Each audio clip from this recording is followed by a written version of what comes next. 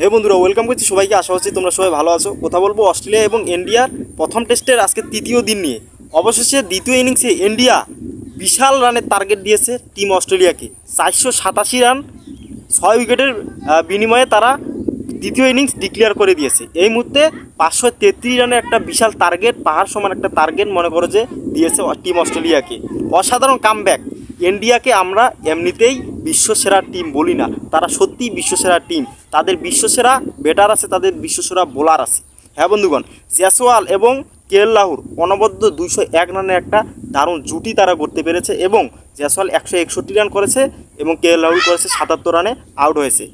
তো আর বিরাট কোহলি, যার কথা বললেই হয় না, সে হচ্ছে বিরাট কোহলি, হচ্ছে ক্রিকেটের কিং। সে রান করেছে 100 রান, এখন পর্যন্ত নট আউট।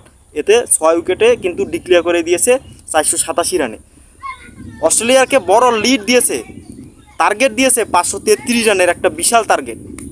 সেই টার্গেট অস্ট্রেলিয়া কিভাবে চেঞ্জ করতে পারবে কিনা সেটাই এখন দেখার বিষয়। অত্যন্ত কঠিন। অস্ট্রেলিয়া এই ম্যাচটা সত্যি কিন্তু হারবে এবং ইন্ডিয়া কিন্তু প্রথম এই ম্যাচটা কিন্তু জিততে চলেছে। আমরা ভাবিনি যে ইন্ডিয়া এই ম্যাচটা জিতবে, কারণ প্রথম ইনিংসে 150 রানে অল আউট হয়েছে।